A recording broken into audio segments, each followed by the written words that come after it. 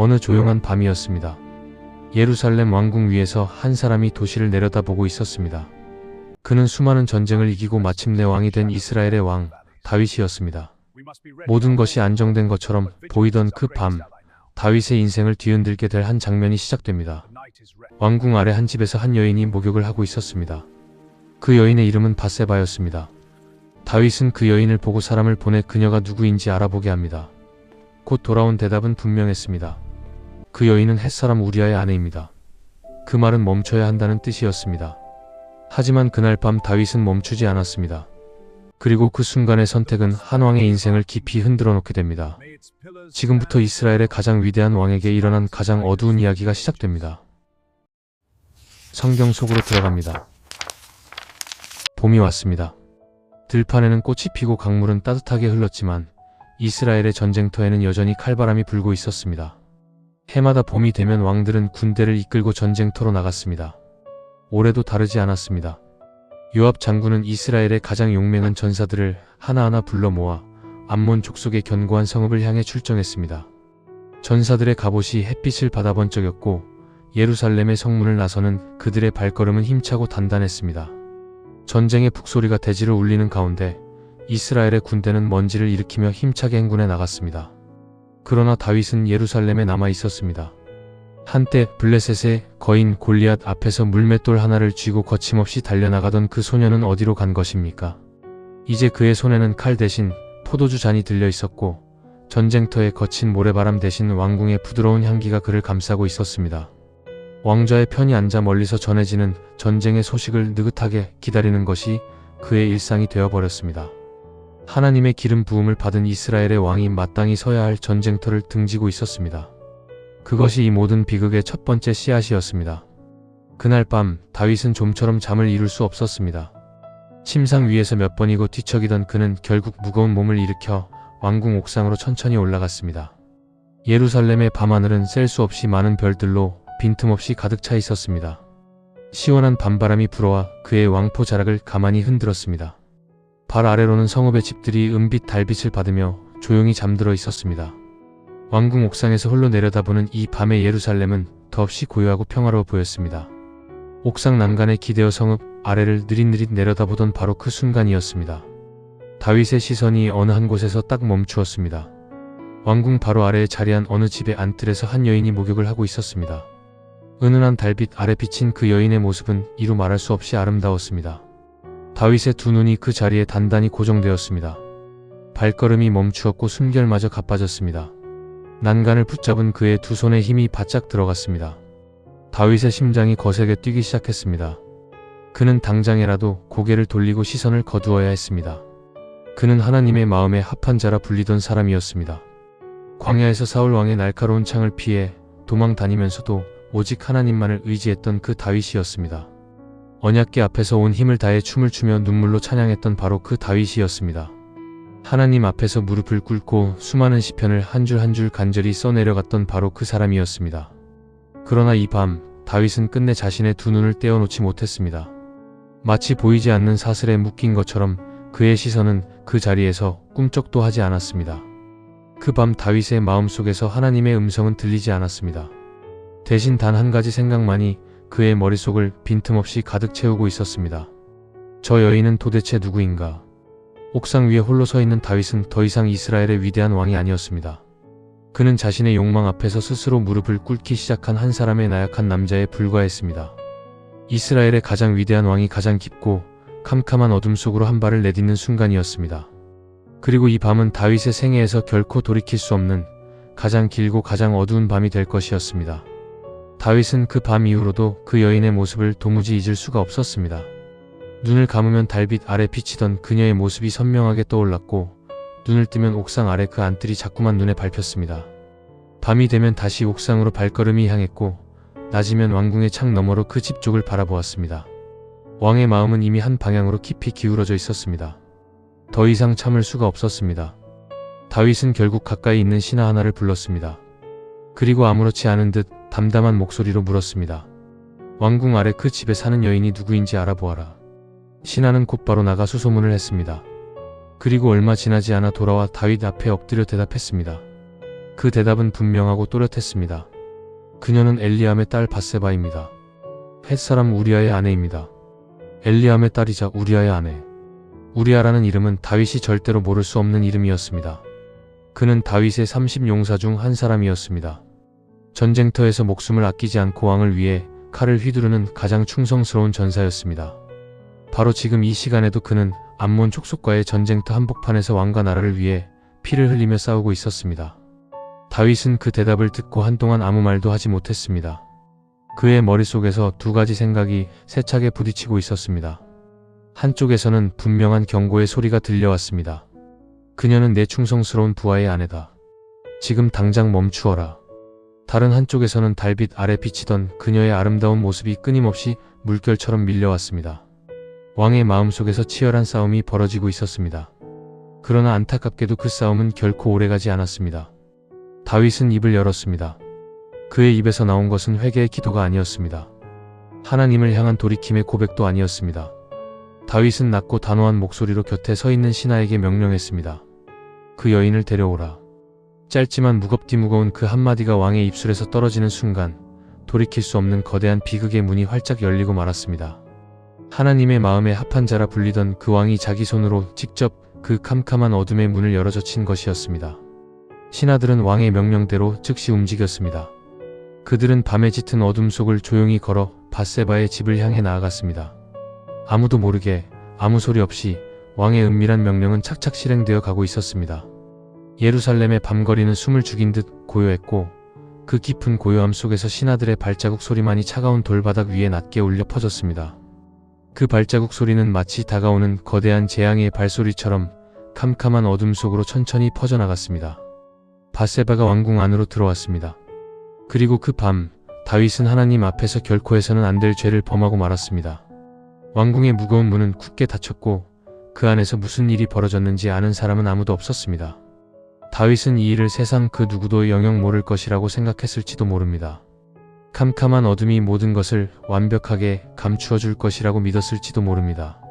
하지만 하늘 위에서 이 모든 일을 처음부터 끝까지 한순간도 빠짐없이 지켜보고 계신 분이 있었습니다. 하나님의 눈은 왕궁에 굳게 닫힌 그 문 너머까지도 환히 꿰뚫어보고 계셨습니다. 그 일이 있은 후 며칠이 지나고 몇 주가 흘렀습니다. 다윗은 아무 일도 없었던 것처럼 왕궁에서 평소와 다름없는 나날을 보내고 있었습니다. 조회를 열고 신하들의 보고를 받았으며 전쟁터에서 전해오는 소식에 고개를 끄덕였습니다. 겉으로 보기에 이스라엘의 왕은 여전히 의연하고 당당했습니다. 그러나 다윗의 마음 깊은 한구석에는 그 밤의 기억이 날카로운 가시처럼 깊이 박혀 있었습니다. 마치 아물지 않는 상처처럼 그 기억은 조용히 그러나 끈질기게 왕을 따라다니고 있었습니다. 그러던 어느 날이었습니다. 밧세바가 보낸 사람이 은밀히 왕궁을 찾아왔습니다. 그 사람은 다윗 앞에 엎드려 아무도 듣지 못할 만큼 낮은 목소리로 한마디를 전했습니다. 밧세바가 이렇게 아뢰었습니다. 제가 아이를 가졌습니다. 그 짧은 한마디가 다윗의 귓전을 때리는 순간 왕의 얼굴에서 핏기가 단숨에 사라졌습니다. 심장이 멈추는 것 같았습니다. 손에 들고 있던 두루마리가 바닥으로 떨어졌지만 그것을 주울 생각조차 하지 못했습니다. 아이를 가졌다. 다윗의 머릿속이 하얗게 변했습니다. 그것은 단순한 소식이 아니었습니다. 밧세바의 남편 우리아는 지금 먼 전쟁터에 나가 있었습니다. 이미 오랜 시간 동안 집을 떠나 있었습니다. 만약 밧세바가 아이를 가진 사실이 세상에 알려진다면 그 아이의 아버지가 누구인지는 누가 보아도 분명해질 것이었습니다. 왕이 자기 부하의 아내를 범했다는 사실이 온 이스라엘 앞에 적나라하게 드러나게 될 것이었습니다. 다윗은 떨리는 두 손으로 얼굴을 감싸 쥐었습니다. 한 번의 잘못이라 생각했던 그 밤의 죄가 이제 걷잡을 수 없는 거대한 파도가 되어 밀려오고 있었습니다. 이 사실이 만천하에 밝혀지면 어떻게 되겠습니까? 하나님의 기름 부음을 받은 왕이 자기 충성스러운 부하의 아내와 동침했다는 소문이 온 나라 방방곡곡에 퍼질 것이었습니다. 율법에 따르면 간음은 죽음에 해당하는 무거운 죄였습니다.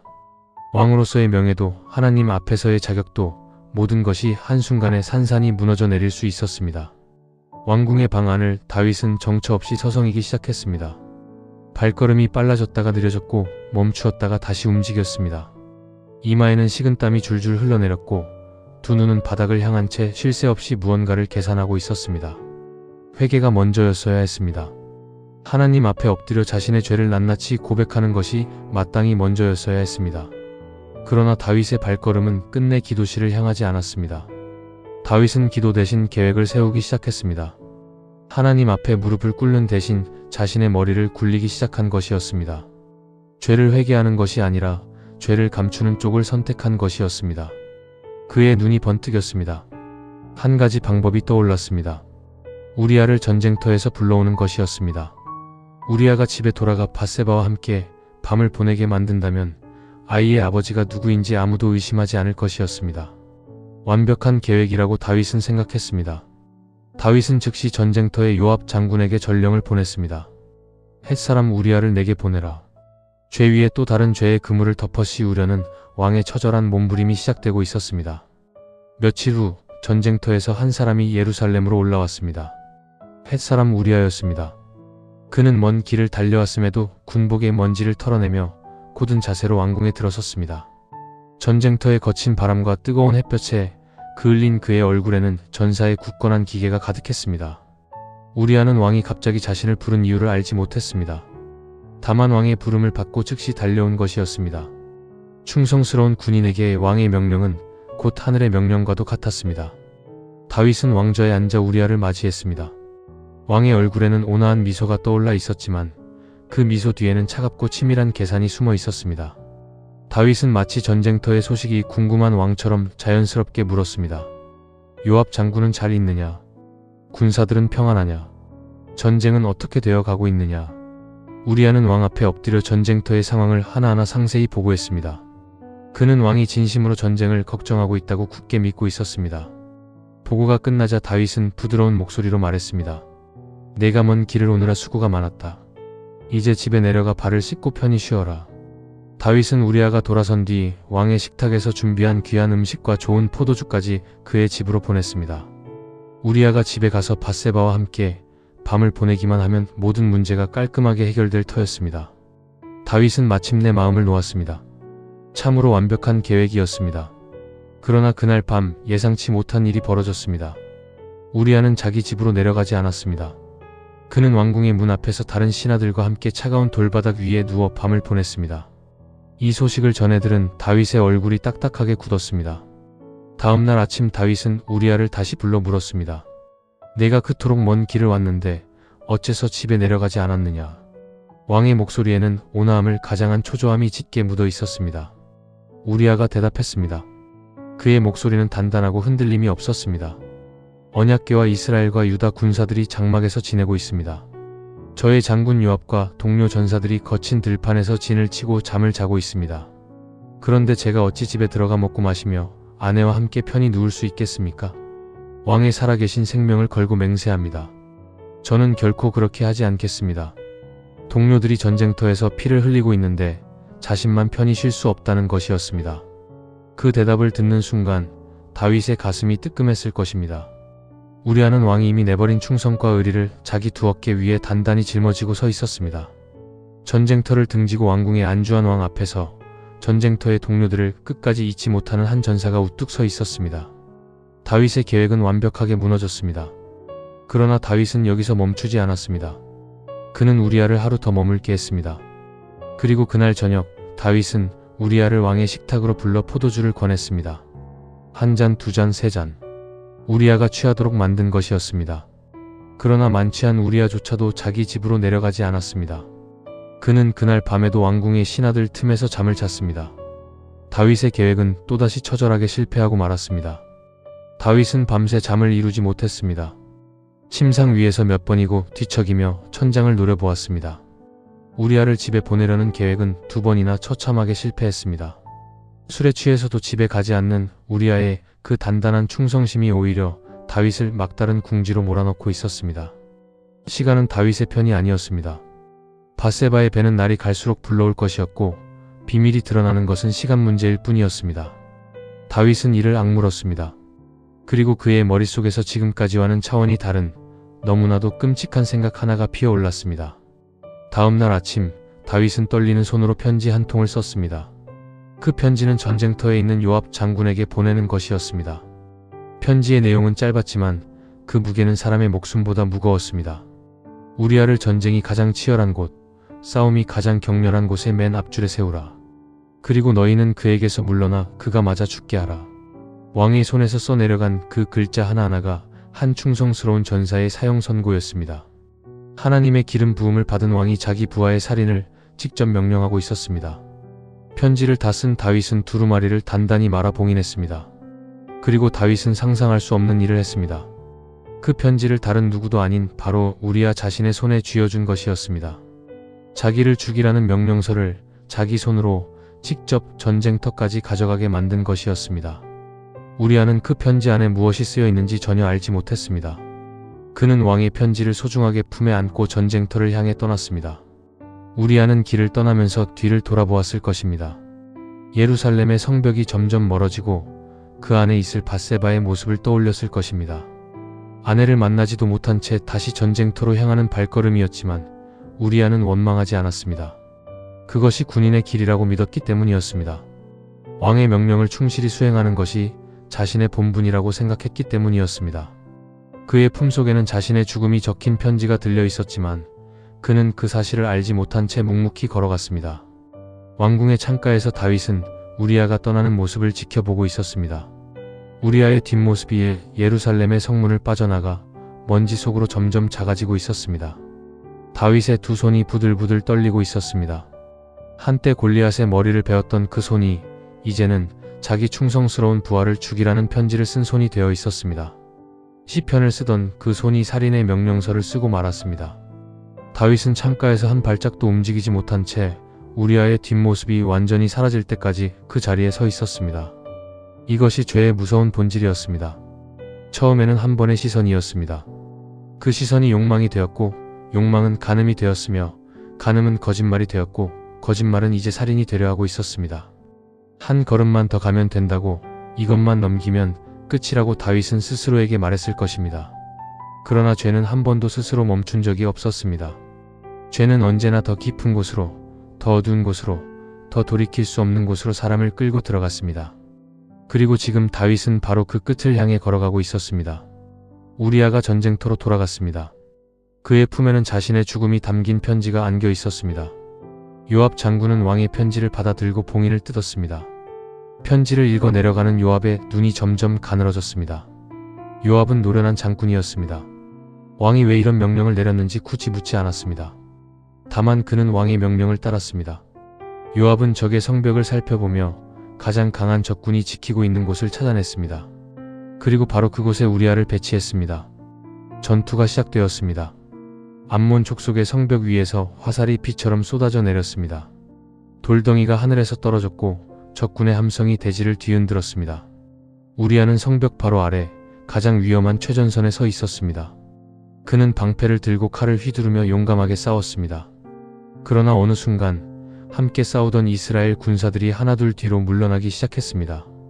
요압의 명령이었습니다. 우리아의 곁에 있던 동료들이 슬금슬금 뒷걸음질을 쳤고 우리아는 점점 혼자가 되어갔습니다. 우리아는 끝까지 물러서지 않았습니다. 사방에서 적의 화살이 날아들었고 칼날이 번쩍였습니다. 혼자 남겨진 우리아는 끝까지 칼을 놓지 않았습니다. 그는 마지막 순간까지 왕을 위해, 나라를 위해, 하나님을 위해 싸웠습니다. 그리고 마침내 우리아는 적의 성벽 아래에서 쓰러졌습니다. 자신을 죽음으로 내몬 것이 다른 누구도 아닌 자기가 목숨 바쳐 섬기던 왕이라는 사실을 끝내 알지 못한 채 이 충성스러운 전사는 이국의 전쟁터에서 숨을 거두었습니다. 전쟁터에서 전령이 달려왔습니다. 전령은 다윗 앞에 엎드려 전쟁의 소식을 전했습니다. 전투의 경과를 보고하던 전령의 입에서 마침내 그 한마디가 흘러나왔습니다. 왕의 신하 햇사람 우리아도 죽었습니다. 그 말을 듣는 순간 다윗의 표정은 어떠했겠습니까? 성경은 다윗의 속마음을 직접 적지 않았습니다. 다만 다윗은 전령에게 이렇게 말했습니다. 이 일로 근심하지 말라. 칼은 이 사람이나 저 사람이나 가리지 않고 삼키는 법이다. 마치 전쟁에서 을에 일어나는 일인 것처럼 태연하게 말한 것이었습니다. 애도의 기간이 지났습니다. 밧세바는 남편 우리아의 죽음을 듣고 통곡했습니다. 그녀의 울음소리가 예루살렘 성읍의 골목 사이로 구슬프게 울려 퍼졌습니다.